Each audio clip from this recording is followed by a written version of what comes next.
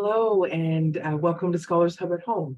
I am Carrie Williams, Director of Advancement Events here at York University. Thank you so much for joining us for today's lecture titled The Role of Mattering in Hope, Happiness, Health, and Fulfillment in Life with Dr. Gordon L. Flett, Professor, Canada Research Chair in the Faculty of Health. I accept the responsibility to acknowledge the land I am on. Because we are not gathered in the same place, the land I'm about to acknowledge might not be for the territory you are on.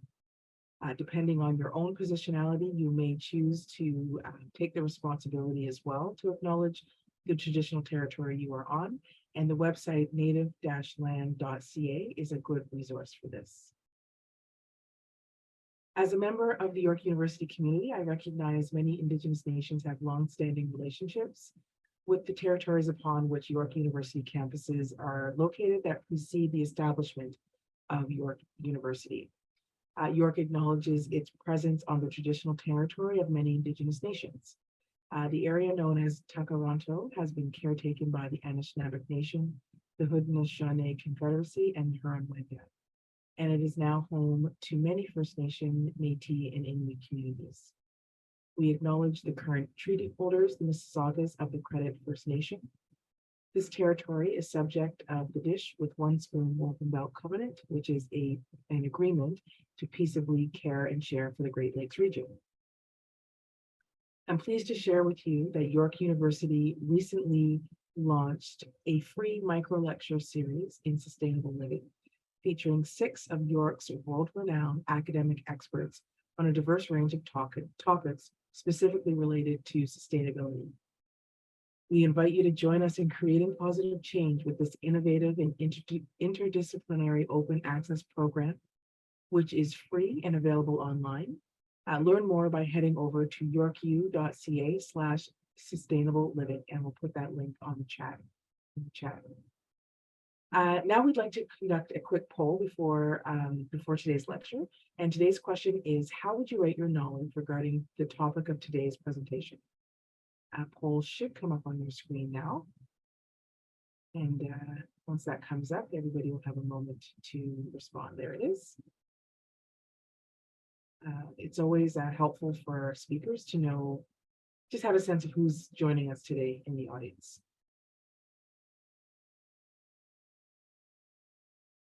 Okay, majority, it's looking like the majority of you, over 50% of you are, so it looks like over 50% of you are somewhat informed, and followed by 30% minimally informed. So thank you so much for that. It's very helpful.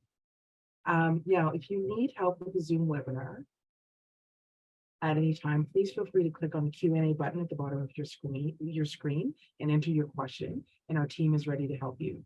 That same button may be used to submit questions for our speaker to answer during the Q&A following today's presentation.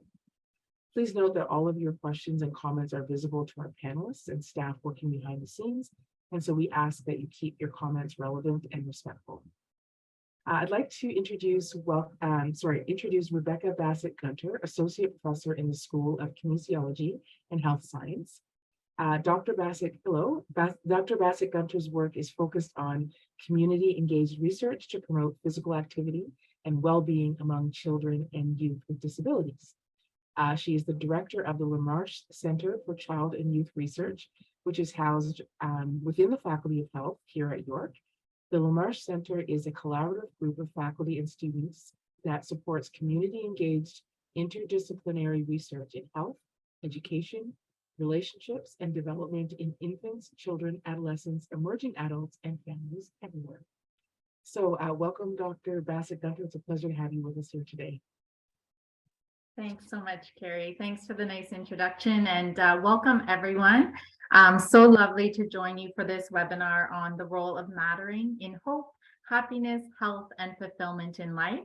As Carrie said, my name is Rebecca Bassett-Gunter. My pronouns are she, her, and I am the director of the LeMarche Center for Child and Youth Research in the Faculty of Health here at York University. Thank you so much for joining us today. And before I get to my main job of introducing Dr. Gordon Flett, I did just want to share with you that in January we welcomed our new dean, Dr. David Peters, who joined us from Johns Hopkins University, where he served as the Edgar Berman Professor and Chair in International Health. So I'd just like to invite and encourage you all to check out a special invitation to alumni and friends on the Dean's Corner section found on the Faculty of Health website. Now I'm pleased to introduce to you our speaker for today, a distinguished member of the LaMarche Center for Child and Youth Research, Dr. Gordon Flett. I've worked with Gord through the LaMarche Center for Child and Youth Research for several years and have been inspired and motivated by the impact of his work on children and youth. Gordon Flett is a professor in the Department of Psychology at York University and former Associate Dean of Research and Graduate Education in the Faculty of Health. He also holds a Canada Research Chair. Dr. Flett is most known for his influential research on perfectionism in health and mental health and his work on the psychology of mattering as a positive force in the lives of not only children and youth, but of people of all ages. His work has received widespread international attention, including coverage on CNN, NPR, and the BBC, and he has been interviewed recently for articles in the New York Times, the Los Angeles Times, the Atlantic, and the Washington Post. So please join me in welcoming Gord, and Gord, we look so forward to hearing from you today. Thanks so much for the invitation, and thanks for that great introduction. Much appreciated. And thanks to everyone who's here today to find out more about mattering. I enjoyed the poll. We'll see if we can push more people to the upper level of the poll response by the end of today's session. So I've got about 20-25 minutes of time to go through what I want to say to you, and then we'll have plenty of time for questions if I'm succinct. So today I'm going to, in terms of goals for today, I'm going to describe mattering and why it matters. Eventually try to convince you that it's an essential key to life and describe some ways to promote mattering. To me, I look at mattering as something that's very, very relevant to what goes on in our daily lives. And it's a potential game changer in terms of making someone's life better and richer. By the same token, people who feel like they don't matter are looking at the other side of life, and let's try to address their needs as well. So why focus on mattering? It has benefits for everyone and for society as a whole.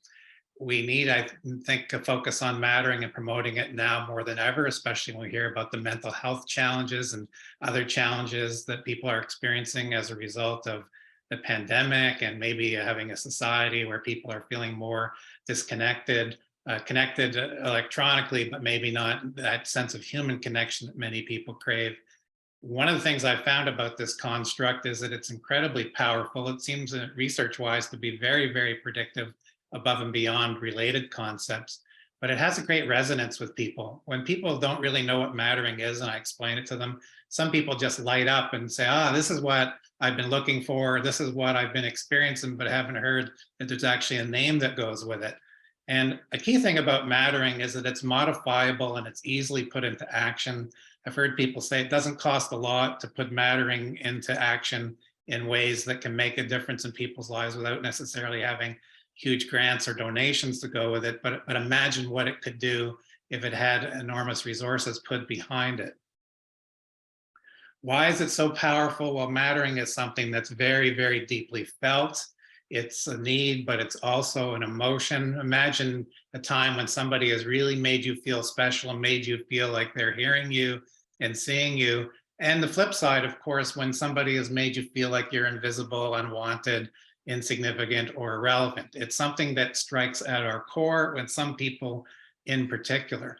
It satisfies one of the basic needs that we have to connect with other people. Especially, I think, when we're feeling different or we're wondering if we're accepted in terms of whatever characteristic we're talking about. This is something that people share, and it's a topic that can be something that gets some interesting conversations going and some commonalities established. And I believe, as we've seen through the pandemic and the burst of research that's happened since it began, that mattering is an essential resource in terms of life transitions or life stressors. It's a resource that will help people, and they can grow it if they don't feel they already have enough of it. So it's a great way of trying to cope and adapt and to get through things that you might have seen as very challenging. Now, this is the creator of the concept, Morris Rosenberg. This is the only picture I could find after hours and hours, even days of scouring, looking for a picture, blurry picture. And his picture I can relate to increasingly as I get older. The older I get, the blurry it's okay to be. And I notice a similarity in hairstyle as well. Rosenberg is most known for his work on self-esteem. He's probably the most famous person ever in the history of the world in terms of self-esteem theory and research. But he also said there's this other element of the self called mattering. And unfortunately, he passed away before he could do much work on it. And it's up to us now to sort of carry the mantle. Now, what did he say? He's talking about what we call relational mattering. This is when you're talking about mattering to specific people in your life. And if you're somebody who feels like you matter, if somebody has made you feel like you matter, they've made you feel important, that they're really paying attention to you, listening to you. And another way that this can occur is if they're depending on you, that is, they need you. They might have some key role in their life. A key distinction was introduced by Isaac Prelotensky, the notion of being valued by other people, which is the first part of that definition, but also having value to others in terms of that second part of being able to do things for people and make a difference in their lives. And this is a key element to underscore, because if somebody could say, well, I don't have much of a feeling of mattering in my life, when we say, well, there's something you can do about it in terms of the way you can get engaged with people, with communities and so on, to really give yourself a sense of mattering if perhaps you didn't get it from your family of origin. Here's a quote from Rosenberg that talks about the flip side, where you don't have this feeling. The person low on mattering feels irrelevant, unimportant, or peripheral in the minds of others. And we've probably all had some times when we've felt that way, or wonder if anybody's really seeing us or hearing us. Another key person in this field is Nancy Schlossberg, who looked at this from an educational perspective and was focused especially on mature students who are returning to university. But here's a key quote that I think underscores what mattering is all about. The polar themes of marginality and mattering connect all of us, rich and poor, young and old, male and female. This is a concept that goes across the entire life cycle. I don't think you could possibly be happy if you didn't have some sense of mattering to other people. This is why money is not the only answer in life. It doesn't address that key psychological need. And she says, if we have this, we are asking ourselves the question, are we part of things? Do we belong? Are we central or are we marginalized on the other side of things? Do we make a difference? Do others care about us and make us feel like we matter? And that sense of caring is a really key part of the construct that merits more focus. If we feel like we matter, we feel like people are caring about us. On the other hand, you can easily see somebody who feels like nobody cares if they're feeling that sense of being marginalized and invisible. I usually give the example of Jimmy Stewart in the famous Christmas movie here, but I realize there's a great Canadian fictional example of this. Lucy Maud Montgomery, the writer of Anne of Green Gables, certainly knows what it would mean to matter. And if you think about that story, at the end of it, essentially Anne is an orphan. She's looking for that connection that comes with the people that take her in, Marilla. And at the end of it, she puts aside her own dreams and ambitions because she's needed on the farm to take care of Marilla after Matthew dies. And this is a key example of knowing that people need you, people depend on you, that you matter in that sense of what you can do for them after they've done so much for you. And I have to tell you, just parenthetically, that I visited Lucy Maud Montgomery's gravesite in PEI. And I live in Mississauga, exactly 17 kilometers from where she was based in Norville, Ontario, and had a very difficult life there in terms of some of the well-being problems that her husband experienced. There's many mattering testimonials, and the key thing about this that I want to underscore, it's not just about variables. What I love about mattering is it's about people, and you can find this reflected in the testimonials of some people you no doubt have heard of. Oprah Winfrey essentially credits mattering as vital in terms of her rise and growth and development. And she said in 2014, every one of us has a need to matter. That yearning to feel heard, needed, important is so strong in all of us. We seek that validation in whatever form we can get it. And Rosenberg said sometimes adolescents will get that validation by affiliating with others who are not good ones to affiliate with, because you can also get that need to matter by engaging in some antisocial tendencies and affiliations. Michelle Obama, in her book Becoming, talked about this as a key to one of her life roots. She said, I've been lucky to have parents, teachers, and mentors that made me feel, fed me with a consistent single message that you matter. And then she goes on to say that she's determined to express it to every young person I encounter. And she has based this around a mentoring program that she's developed. And then she said, I wanted to be the opposite of the guidance counselor I had in high school, who blithely told me I wasn't Princeton material. No, because she was Princeton material and Harvard material. But those kind of messages are what we talk about in terms of the flip side, which is what we call anti-mattering, the destructive orientation. And most importantly to me, from a research perspective, is this quote by Emmy Werner, who's a renowned resilience researcher who did the famous Hawaiian study over decades, focusing on the outcomes of young people, typically from impoverished backgrounds. And here's one quote that's tucked away, but I found that taps into mattering. Was at a conference where Rosenberg was, so no doubt she was primed for it a bit, but she said, the most optimistic thing we have seen in our study that even under adverse circumstances, change is possible if the older child or adolescent encounters new experiences with people who give meaning to his life. It should be his, her, everyone's life, and who tell him, her, that he, she matters. So what she's saying, essentially, the recipe for life, and I believe these two are vital as a focus, is a sense of meaning and a sense of mattering. And when a young person who might not have the greatest start in life has both, they have an incredible backbone of resource for resilience that will stand them in good stead, all things being equal. Another example of an actual person where this has made a difference is Michael Orr of The Blind Side, and we know about the movie and the book and his rise to becoming a star in the NFL after he was taken in by the TWOHY family. And here's a quote here. Moving in with the TWOHYs was the thing that made it all come true. They treated me like a member of the family. He was essentially homeless at the time, wandering the streets, and they saw him and found out about his plight. I wasn't just a special project to them. I was a kid who wanted to feel loved and supported, and to know that my dreams and my future were just as important as anyone else's. And it's that importance, that feeling of things that are important to me are important to other people, that really is at the essence of mattering. If you want to give yourself another test beyond the poll, here are the 5 items that Rosenberg and his colleagues Marcus had on their scale, which is the most widely used measure. It's very basic. It's 5 items in terms of how much do you agree or disagree with these, and it reflects those themes I've talked about. How important are you to others? How much do other people pay attention to you? How much would you be missed if you went away? How interested are others in what you have to say? And how much do other people depend on you? In a newer study, I've added a 6th item to see if it works, about how much do other people care about you, and to see how it might be related to these other items. Now, some fast facts about mattering, which is all I have time for. So I'll give you some quick pieces of information here. It's associated with less loneliness and more life satisfaction during the pandemic, and research that was done.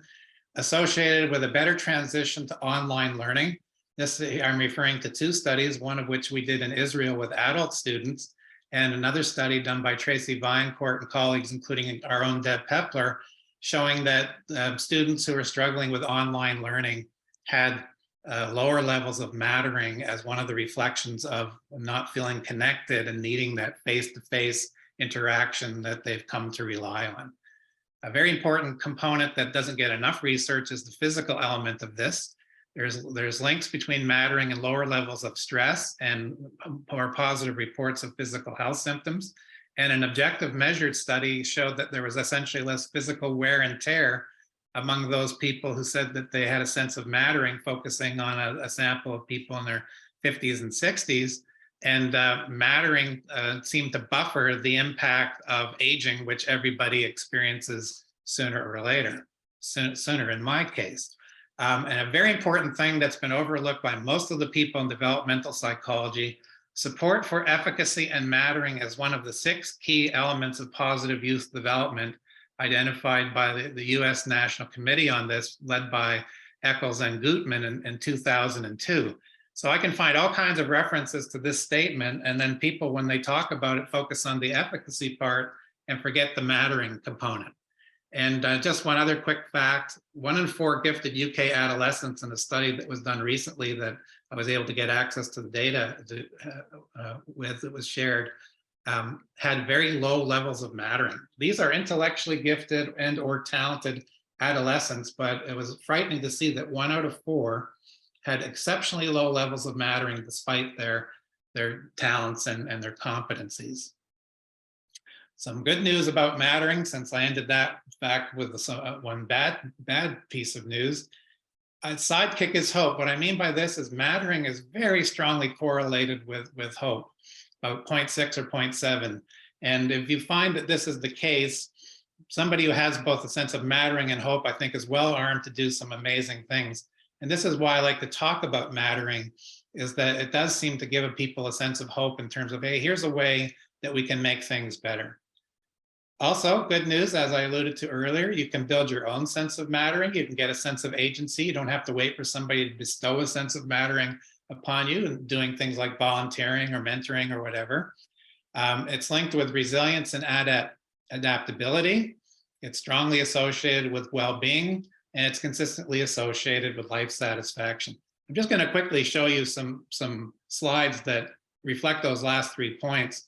Research with adolescents, but it's research that could have been done with virtually any sample, and it pretty much would have shown the same thing.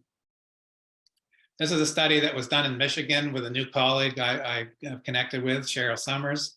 This study of high school students showed that mattering was associated with greater hope and a more positive future orientation, greater academic engagement, less academic and social risk-taking, and objectively measured higher grades. So one of the things I say to educational experts is, an investment in mattering might actually be shown in terms of that key balance sheet of higher school performance, and certainly less misbehavior in terms of students who are acting out. Here's some data that's local from York Region District School Board, where I was able to get a few items to tap mattering in general and mattering in school. And you can just see, look down that first column, the positive news story for mattering. It's linked with hope, grit, which is the persistence, a multidimensional measure of resilience that parsed it into academic resilience, bouncing back when you have academic setbacks, the usual emotional resilience that we talk about, and interpersonal resilience. So if somebody was bullying you or mistreating you, those who have a sense of mattering are more easily able to shrug it off. Nobody likes it, but they don't take it to heart, that kind of interaction. And adaptability, the ability to change and to cope with transitions, including the transition to high school. And then here's another one that's in a book that I'm currently writing, and a chapter on well-being. There are 6 main domains of well-being according to Carol Riff's model. And if you have these 6, you're well on your way to a very positive outcome in life, no matter what your age is. And research on these domains is done across the age span. So she talks about autonomy, a sense of mastery, a sense of personal growth, positive relationships with others, a sense of purpose, and very important, a sense of self-acceptance, being able to accept yourself and other people. And there's overall well-being there. So everything is significant here, and very robustly significant in a few cases, except that sense of purpose. I think that probably needs its own separate focus when it comes to young people. But when I do the same data collection with university students, correlations are found across all of these subscales. And when you think about it, you've got a sense of self-direction, you've got a sense of developing, you've got a sense of connection there. So and you have a good relationship with yourself as well. So you've got some of the key things that people need to have a good shot at being successful in life. Now, one thing I want to mention as well, before I have a few tips and suggestions about promoting mattering, is that one of the things about this is that it has incredible scope. I've talked about mattering in general, but you can also talk about it, and it has been measured in terms of different contexts and different relationships. So you can talk about mattering at home, mattering at work, mattering in the community, and there are separate measures for all of these things. Also mattering to one's parent, mattering to a friend, mattering to a colleague with a scale that was developed by Sheila Marshall at the time at UBC in Canada. And just to illustrate this, the important potential for domain-specific looks at mattering, the US Surgeon General, Dr. Vivek Murthy, said back late towards the end of 2022, just months ago, he had identified 5 key pillars for workplace mental health, and mattering was one of the 5. He said if people are going to be healthy and have well-being in the workplace, a core element is a sense of mattering at work in terms of a valuable role and being respected and being treated as significant and important by colleagues. Now, benefits of mattering in the workplace. Research has shown that mattering is associated with greater job satisfaction, less job stress and less burnout, and less turnover and tension in terms of leaving the profession. And there's been a few studies that have been done of the transition to retirement, which is looming large for someone like me. And mattering, again, is seen as a vital key to having a successful and engaged retirement process and beyond. And indeed, Nancy Schlossberg, who I talked about earlier, has a book, a very affordable book through the APA on retirement. And at the center of the book on retirement that she's written that's available is the focus on mattering and how to essentially give to your community and give to yourself in ways that sort of nurture you and other people. Now, one of the things that I've said about mattering, and I've talked to our people at York and Knowledge Mobilization who are acclaimed nationally and internationally, is that this is a construct that has more potential for being put into action than just about anything I can think of. And we see some signs of this already. School boards are embracing the mattering concept, including 2 that I've worked with in York and Durham.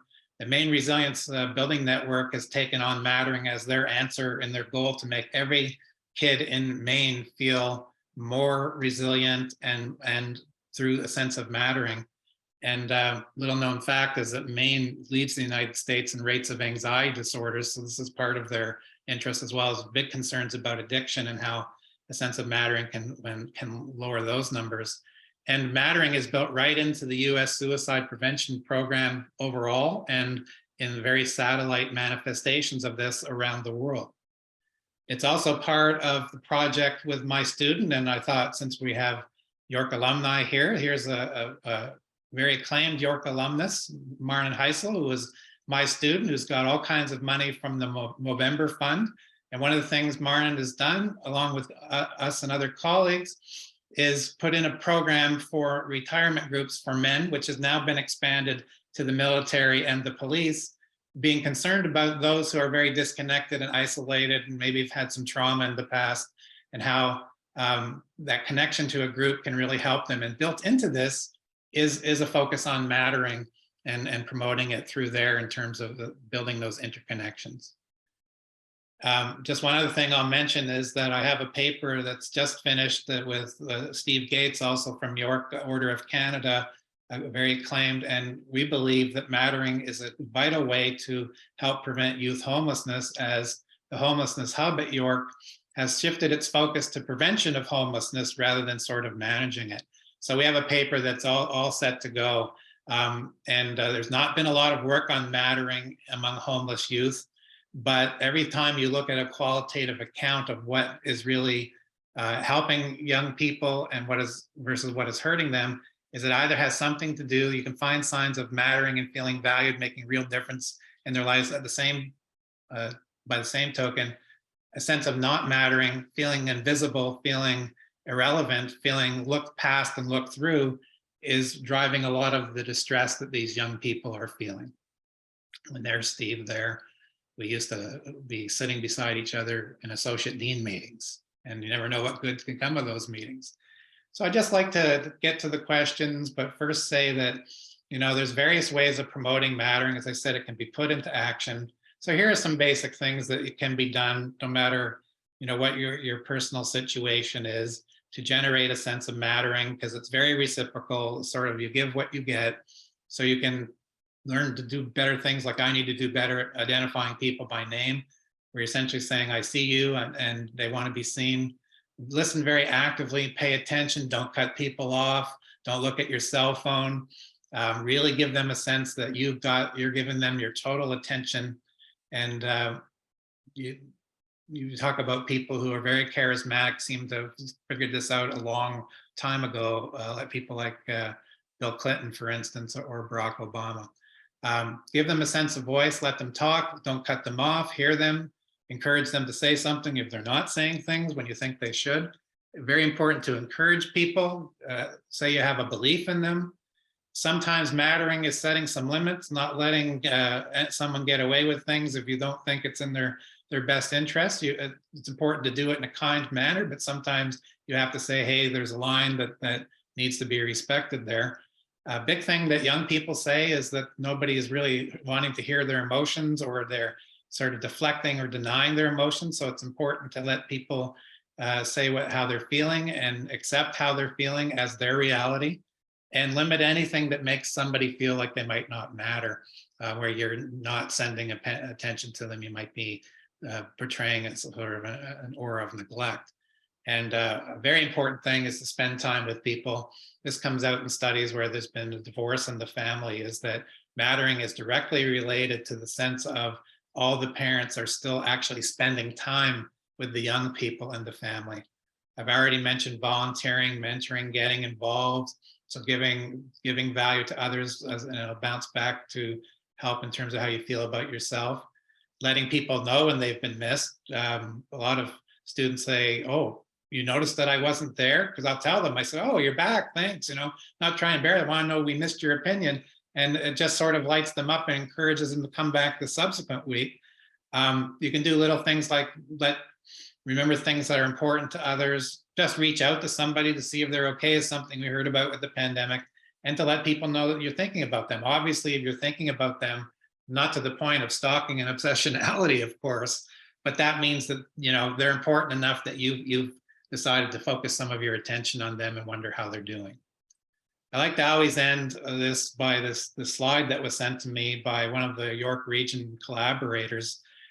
This is what happened at a school when they were asked to write out the response to the STEM, I feel like I matter at school when, and here are all the answers. Yesterday, for the first time, I actually blew up this so I could see all of them. And it's really quite impressive as you go up that staircase. And it's also very symbolic because it's a way to lift people up, to get them to a higher destination. So some of the things that are on there, the kids say, I feel like I matter when someone helps me. I feel like I matter when I'm able to help someone. When somebody really, really listens to me, someone notices when I'm down. These are all the things that are up that staircase. There's 12 different things overall. And I think it's a good way to end as a reminder that mattering is a very positive thing and can really change and get people to where they need to be. Okay, I'll stop there. I hope I left some time for questions. And thank you for listening. Awesome. Thank you so much, Gord. That was a really insightful presentation, and I feel confident that every single person here today can relate to this topic in some way, and the information you provided. So thanks so much for that. Thank you. And now, of course, we're going to have some Yes. questions for you, which is always lots of fun. For the folks on the call, if you do have questions, please feel free to submit them through the Q&A function that's at the bottom of your screen. And if you're actually joining us through Facebook, then you can submit your questions through the comments section, also located on the bottom of your screen. So while you're thinking of questions, I have a couple here that have come in already. So Gord, the first question is a two-parter. Okay. What are some of the signs of someone who's experiencing low levels of mattering? And then the second piece would be, how would you recommend helping increase that person's level of mattering? So I know you touched on some of those strategies, but maybe you can speak directly to someone who's particularly having that low experience. Thank you very much for that two-part question. I'll try hard to remember the second part after I do the first part. It's a tricky thing in a sense, because sometimes you might not know that somebody is not feeling that sense of mattering. They tend to be very avoidant. They might not go out and interact a lot with people, so there might not be opportunities to show it. So that's one thing. If somebody seems withdrawn or not engaged, you're wondering why you're not seeing them, when you should. But also why it's complex is because, especially with adolescents and emerging adults, is that the feeling of not mattering is associated with putting on a front. And, sometimes you might have a clue when somebody seems to be having too good a time because everybody has things to deal with. So that's when it's important to say, just reach out to somebody, say, everybody's got stress. What is your stress? How are you feeling? If you think that is an issue. And it's really important for any parents who might be listening to realize that parents tend to overestimate the extent to which their kids feel like they matter. In some data we have from York Region, we found that 30 to 35% of the high school students indicate they didn't feel like they mattered. And when parents were asked in a related survey, does your child feel like they matter? Only 8% of the parents said that they have a concern with this. So there's about 20 to 25% are walking around with the feeling of not mattering, and parents are not aware. So my advice there is to show them they matter. Don't wait for it to be, evident to you. Just do things regularly, like that list of things. And one of the things I think that's important to do is in terms of adding to things that you can do to address more of the second part of the question, it's important to look and see if there's anything that's being done that might send a message that you don't matter. You're just too busy. You're not checking in. You're looking at your phone when somebody's talking. These interaction things are key. But at the same time, I think it's very important to find shared activities if you can, if we're talking a family situation, where you can get away from the focus that might be there on achievement, and to realize that the message needs to be fine-tuned so that you let people know they matter unconditionally. You don't matter if you do the right thing. You matter because of your existence. And this makes me sentimental because this was part of my speech to our oldest daughter when she got married, because she is very perfectionistic and has dealt with a lot in terms of having diabetes at the age of 8. And I said to her, that she went through law school and she did the whole thing. And I said, as part of my speech, I said, words from the father of the bride, you just have to be you. And I encourage people to think about if their parents, that first time when they see the baby and they're just happy to see them, that's the way you should go and approach them. And to remind them and reminisce about when they were little is a great way to bring in that conversation. Great, thank you, Gord. The next question we have here is, are you aware of any research that has focused on mattering in neurodiverse or neurodivergent youth? How would you define neurodivergent in this context? That's a good question. But let me just say, with regards to that, just more generally, that's another important factor, is that mattering, I think, is especially important for anybody who feels different for any reason whatsoever. And unfortunately, research shows when we're looking at community mattering surveys that we're looking at youth captured under the LGBTQ plus rubric, only 33% of them say they matter in their community. And overall, only 50% indicate of youth that they have a sense of mattering in their community. One of my former students and postdocs is at Brandon University now. We've done a study looking at people who are international students and how they have a very strong sense of not mattering, especially during the pandemic.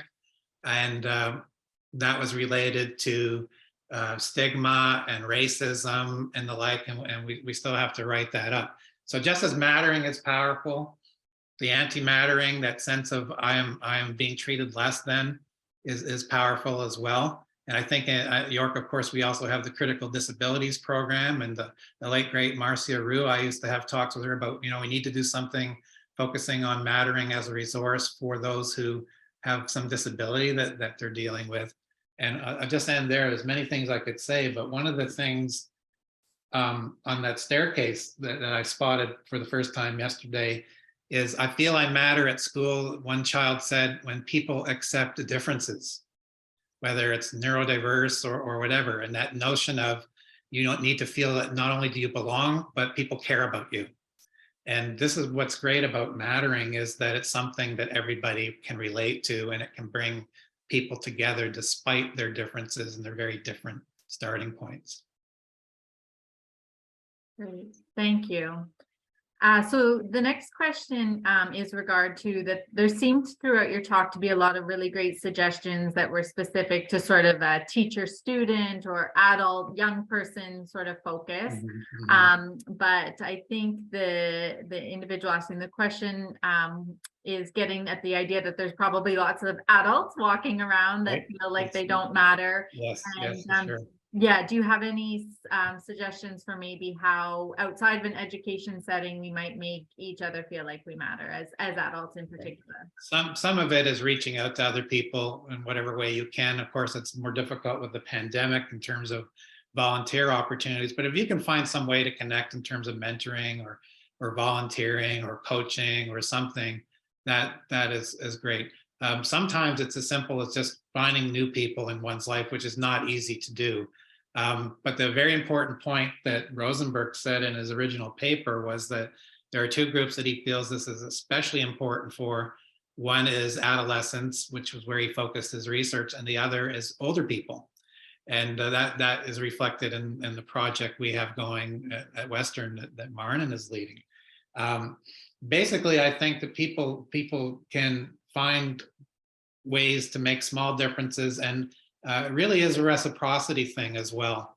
But by the same token, if somebody's struggling with this, I encourage them that, this is something that is driving so much distress and feelings of loneliness that it's important to talk to somebody about it if it's really an issue. And sometimes it goes hand in hand with people saying, well, I don't matter and I don't really have a sense of meaning. And you can be buoyed somewhat by people who have felt the same way, who have changed things around, usually by addressing both of those themes. And I realized I was focusing mostly on children, trying to honor the LaMarche component, but I've had testimonials from older people. When I gave a talk at York in 2019, just before the pandemic hit, there was a lady who started to cry in the front row, and I said, that's not my goal, is to make people cry. And later she said to me, this was the first time that somebody really said something that made me feel appreciated. And that's a key for older people, is to express appreciation when somebody is doing something for you, and hopefully they're expressing appreciation back. But it is something, if it's a problem for somebody, that they should do what they can to find some help for that. Great, thank you. So this next question isn't from me, but it feels like it is because of sort of I'm in this position in my life. So it's kind of two pieces to it, but can you speak to mattering as we age and feel less valued in society? And then the second piece, which hits home for me, is as your children get older and you feel less needed, and that sort of role is coming less important in your own life. How do we adjust to those changing society and home life standards? Those are two big questions. It's 1A and 3C is the way I look at it. First, let me say I don't have time to really get into it, but I would encourage anybody who's interested to go online and through Google Scholar or just a basic search. You can find a paper that I wrote a couple of years ago with Marnin on the aging process and feeling the need to matter and feeling devalued. And it gives examples of there that go into it in much greater detail. And I was expressing concern about what was going on in nursing homes, some of the horror stories, where we have a governor in Texas who essentially said it's economics over the health of aging people. And I think people who are in the same age group as me, let's say, or thereabouts, people are going, what age group is that? How old is he? Don't mind saying 65. This is one where you can really find ways to try and make a difference and to become a what I would call sort of like a a messenger for mattering or on a mission for mattering. But it's not easy because there are things that happen. There's also another part of this we haven't talked about, which is coping with loss. If you have had people in your life who've given you that sense and they're no longer with you, it's going to be significantly challenging in terms of an adjustment. I like to believe that these people are still with us and we carry that around in terms of how they've made us feel, but everybody has their own views on that. As for parents, it's very important for parents to feel they matter throughout the entire process. There's only been a little bit of work on this right now so far. I too have experienced that as kids are getting older, and now we have daughters that live in the Ottawa area and that no longer drive than there is if you're dropping your child off at university, and you need you want to drive back, but they have to find their own ways in life if you're dropping them off at residence. But I still say, no matter how much they put on a brave face, they need to matter. They need you to express interest in them, even if they're too busy. And just a simple reminder, and then hopefully at some point they have realized that parents are people too, and it will be reciprocal. And I'll just tell you a little story, if I can, quickly about this, a 1-minute story. I told our daughter when we first dropped her off, and it was very hard because she's going to have to manage the diabetes herself, as she has been. I said, if you want to come home after 2 weeks, there's a thing called homesickness, and I have done some research on this, and I'll come back to Carleton where she was, and you come home for the weekend. Oh, I won't need that, Dad. Flash forward 2 weeks in the future. Dad, is that offer still open? Yes. Dad, do you mind having a full car because there's a bunch of others who want to come home for the weekend? So for parents, remember this, that they may be off somewhere else, but they're longing with those attachments, especially if you've had the kind of quality relationships that mattering is about. And the most striking scene I saw was when it came time to drive them all back to Carleton on the Sunday. And there's a scene of the one friend of Haley's and her dad in the driveway, and the dad is crying because he doesn't want her to go back, and he's got that attachment. I also said that's not going to last, so she ended up transferring to a more local university the next year. But very important for parents not to convince themselves that, well, my role is done, I don't really matter. Sadly, my mother-in-law felt this when our daughters grew up, and I couldn't convince her that you matter more to them now than ever. They'll just not admit it. So show it to them, and then you'll see what happens. Thank you. And I think this will probably be our last question, Okay. just keeping an eye on the clock. Because of my long rambling answers. No, it's great. It's great. Thank you so much. And none of these are easy questions, so the answers aren't easy either.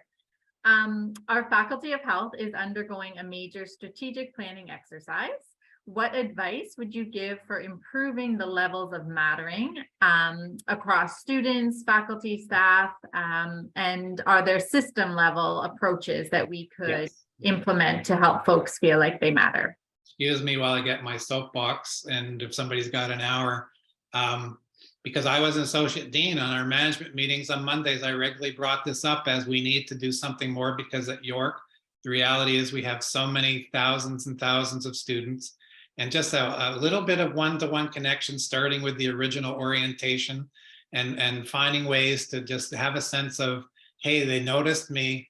It's easier to do. And I've actually written a recent paper that's open access about mattering being the key to student success at the university level. If somebody wants the coordinates on that, they can certainly email me. But I've said, every objective that the university has will be helped by mattering, whether it's performance, but often we talk about how to strengthen our alumni association and connections. We want to stop students from dropping out and retain them. Mattering does all of this, and there is research behind this. I don't have time to get into it today, but the place feels less lonely and you feel more connected. But it also, the message to students that there are opportunities to get involved, and making the place seem more personal by connecting with clubs or whatever organization or sports or whatever, or study groups where and I think with our senior students, we can have them mentor junior students and show them the ropes so that that will give them a sense of being valued, that will buffer some of the stress that they experience. So there's lots of things to do. And indeed, mattering can be talked about as a culture, as an organizational goal, and even a metric for assessing how much people are getting out of the organization, in this case, colleges and universities. Yeah, thanks so much. And I think probably as we transition into whatever new normal we have on campus after dealing with COVID, and probably that matters more than ever. Yes, for sure. Adjusting back to things. So yeah, Yeah, thanks. and I'd just like to add, if somebody didn't get the chance for their question, if they want to email me with it, I'm glad to respond when I can. Great. Yeah, thanks so much, Gord. And as I said, it's been a really engaging and interesting presentation today, and such a treat to hear from you. We hope that everyone who's with us today also enjoyed the webinar and gained some knowledge that you can take away with you to enhance your own relationships and well-being. I'm now going to invite Carrie back to close things out for us. Thank you. Thank you so much to both of you. Dr. Flett, this research was so interesting, and thank you so much for sharing it with us and taking the time to meet with our community. My own practice as a parent has been deeply informed. And I think even you thinking about advocating for children in school with their teachers, you know, if you talk more about that before even getting to the learning disability or whatever it is they have, like it could have a huge impact. So thank you so much. This has been so informative, and we definitely like to share this out with our alumni community some more as well. Great. And Thanks Dr. very much. Bassett Gunter, thank you also for moderating today's session and for hosting such a great session. So no worries about going long. I could listen to you both all day, so so it's all good. You're both welcome to turn your video off now if you would like. For those of you who would like to share today's session with family, friends, parents, older adults, please do. It will be posted on our YouTube page at youtube.com/YorkU alumni. You can also watch past lectures there that you may have missed. We have one more question for you, so we'll ensure that Dr. Flett leaves with some information about how you would rate your knowledge of today's topic following today's discussion. We'll share those results with him. We'll also share out how to get in touch with him. And so those results are coming in now.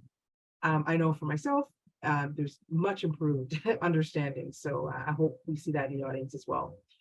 Please feel free to join us again on Wednesday, April 5th for the next issue of Scholars Hub, titled Rethinking Canada's Competition Policy in a Digital Economy. That's with Dr. Karen Birch, Director of the Institute for Technologies and Society and Professor Graduate Program in Science and Technology Studies for the Faculty of Graduate Studies, excuse me.